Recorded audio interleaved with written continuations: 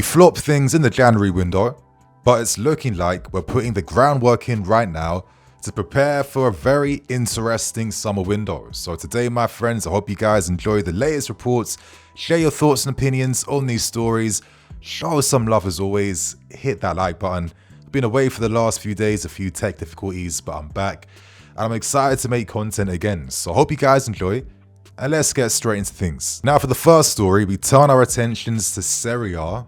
And a very interesting report came from Calcio Mercato, and essentially it seems like AC Milan are in absolute love with Joao Felix, who they're kind of seen as the second coming of Kaká, even though he's only been there for less than 2 weeks. But regardless, Milan are so infatuated with Felix. Felix already has said that he loves the club, would like to remain here, and when players are speaking that brazenly and confidently in public, it kind of tells where their heads are at, and I'd be very surprised to see Felix returning back to us in the summer, unless something crazy happened like Maresca all of a sudden wasn't here next season, and with our football club, crazier things than that have actually materialized. So, Calcio Mercato report that Milan are open to offering players in exchange. One player is Fikayo Tomori, a defender that they were open to letting go in the January window, but in the end, Tomori remained adamant that he wants to remain with AC Milan. Fair enough. But the interesting one was suggestions that Milan could even be open to allowing Rafael Leao to leave in a player exchange, including Felix, and obviously a ton of money. Now, these player trade deals is something the club are trying to make happen every single window. It rarely comes through. Could things be a bit different involving us and Rafael Leao? Now, I'm not here to get you guys excited. I'm not here to gas anything. As I've been communicating now for the last month, I feel like I've had a mask off moment now with the football club. I'm accepting and understanding the reality of things a lot more. I was a bit more hopeful at the start with the new ownership and how we were doing business and all the new things we were introducing to the club. I was a bit apprehensive at the pace at which we moved. I've been saying for a long time, you're forcing all these changes all at once overnight. And football is not that idealistic. And it's like, if you don't respect the principles of the game, then how do you expect the game to respect you back? And at the moment, I kind of feel like I'm seeing the consequences of a lot of this hasty approach to, I don't know, what they're doing with our football club at the moment. So again, I'm communicating that I'm very much, in reality right now. And I say this because I'd be incredibly surprised if anything materialized for Rafael Leao. Obviously, it's an opportunity, and because we're Opportunity FC, it's worth wasting time to explore an opportunity before all the time goes and then you're ending up doing nothing again. But I'd be very surprised for AC Milan to consider even selling Rafael Leao. Now, I know that in the January window, Al Nassr made an €85 million offer to try to potentially sign him, and Milan naturally said no. Now, Leao is protected by a €175 million release clause. Milan will never ever receive that type of money realistically. Clubs like Barca, Madrid and co, they're kind of packed now in terms of having their options secured now for the next 5 years at least.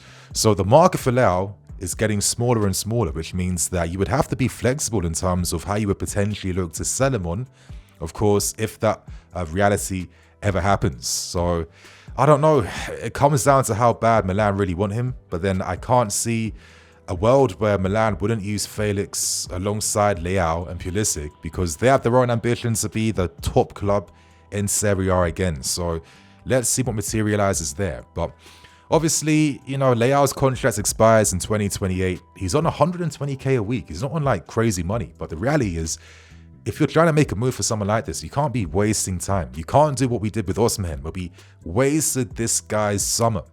He's agreed signing for us. He was down for the move.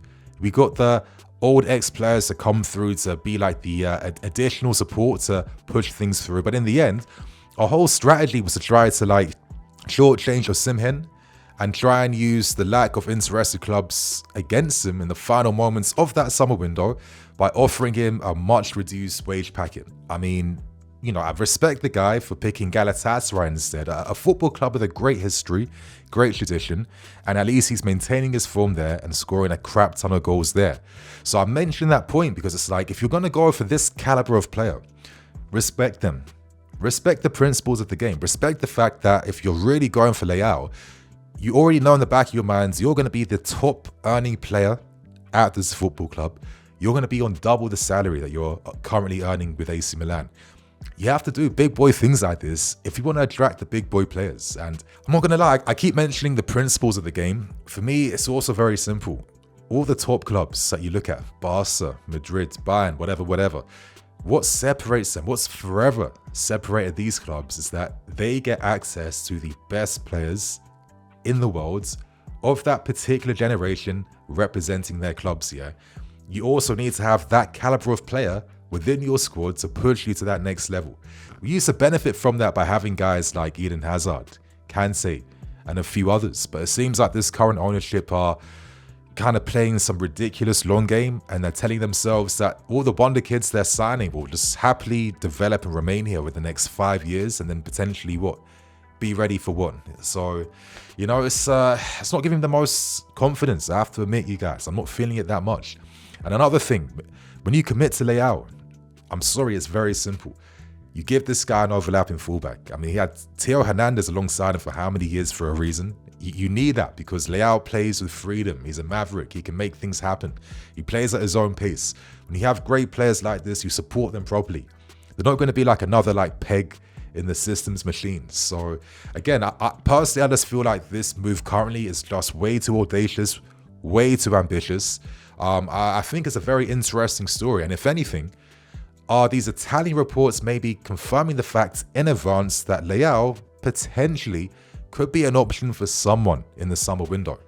We see what happens, but for all you guys who are hoping now for that next great, the next caliber of player to come to the football club, realistically, my friends, unless we secure Champions League football, we have no hopes because we can't afford their wages, we can't do nothing. So if we get CL by some miracle, then we can talk, and then we see what happens in the summer window. And my friends, with the final big report, we turn our attention to Borussia Dortmund. There's 3 players right now we're showing strong interest in. Bynoe Gittens, Grigor Kobel, and of course Karim Adeyemi. And in my opinion, my humble guess, I feel like we're set to see one Dortmund player signing for us in the summer because the amount of non-stop reports that I've been talking about here, that I've been reading about over the last few months, with the fact that Dortmund now, they'll probably have to sell someone. Realistically, I think we're opening up the possibilities now to entice someone from Borussia Dortmund. Everything comes down to the opportunity though, the art of the opportunity, right? Because at the moment, Borussia Dortmund find themselves 11th in the table. I think they're 6-7 points off a CL spot. And realistically, if they miss out on Champions League football, the asking prices they're hoping to receive for some of these guys are going to dramatically reduce.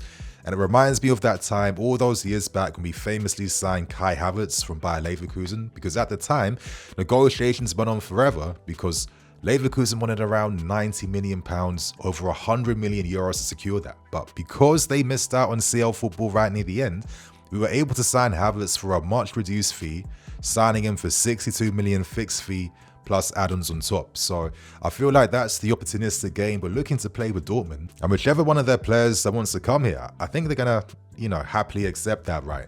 But anyway, let's start with the first one, Bynoe Gittens. Bynoe Gittens currently has a €100 million valuation slapped on him, around £84 million. Now, Bynoe Gittens, of course, in the summer, we made inquiries. We put in the framework to discuss a potential move and how that could operate. Now, other clubs like Liverpool, they've been scouting him heavily. Romano confirmed this during the final moments of the January window. But another club that really loved Bynoe Gittens is Bayern Munich. And I could easily envision Gittens, Musiala in the middle, Olise on the right-hand side. And that is just a nasty attacking trio that could dominate Europe, in my opinion. So we have big competition if we hope to sign someone like this. And currently, I feel like our rep at the moment it's not looking too good, man. I've heard a lot of things behind the scenes. I don't tend to try and discuss them too much. I think they're a bit too personal. You know what I mean? I feel like I need to use my platform responsibly, but to be very vague, I was hearing a lot of guys mentals, some of the players' mentals were kind of low. I don't want to say bordering on depression. I can't give you that concrete answer. But yeah, a lot of guys' mentals were kind of low. And I guess it was no surprise by so many players wanting to leave. So at the moment, we're not the sexiest club right now. So we have no confidence really in feeling like we could maybe like definitely sign Bynoe Gittens. I think the only thing that gives us stronger chances, stronger possibilities, is if we get Champions League football. That's the only thing that works. Still, if there's one player that ties in all our interest in Dortmund players and gives us another possibility, is Chukwuemeka's loan to Borussia Dortmund. As we know, there is a €40 million option to buy at the end. Dortmund love the player, but again, the art of the opportunity. You're relying on Chukwuemeka to excel at Dortmund, have a strong end to the season, become a key player, to really force Borussia Dortmund to feel like, you know what, we have to sign Carney like at all costs. That gives us a stronger possibility to negotiate these potential player trade deals for the summer. But we see what happens. Bynoe Gittens, I think, I feel like Liverpool, with Diaz potentially being open to a move in the summer, Bayern Munich, these are the clubs that are favourites at the moment. But anyway, moving on to Grigor Kobel, a player that from last season was seen as one of the top 3 keepers in Europe. This season he has struggled, but a lot of that has come from Dortmund's very open defence and missing out on someone like Matt Hummels, who was so key to starting attacks from deep. But regardless, he's been a player that's had long-term links to our football club. We know that, I think it's Winston Lee is a massive fan of Kobel, and it seems like Robert Sanchez could be out the door in this summer window. Now, Borussia Dortmund have secured the replacement already in Kobel by signing Dian Rama from Ajax, who we were also linked with last summer. He's going to be loaned out to Copenhagen until the end of the season, but they've signed him for €15 million. And the mad thing is that he became the number 2 at Ajax this season. 41-year-old Pasveer is ahead of him. Of course, little like inexperienced things works against him, like his ability to like communicate with the defense. But the guy is a top-class ball-playing keeper. You have to be if you're coming from Ajax, right? And this is something that Dortmund want to add to the back. And interestingly, I wouldn't really say Kobel excels at ball playing. And again, when you have a keeper that doesn't excel at that, and you don't offer like a big man up front to relieve pressure and be like a target for long punts, I mean, where's the synergy on the field, right? That's how I see things. Interestingly though, you guys are seeing some of the stats on the screen. I've always felt like stats really don't tell the full picture of goalkeepers. I mean, case in point, what you're seeing right now.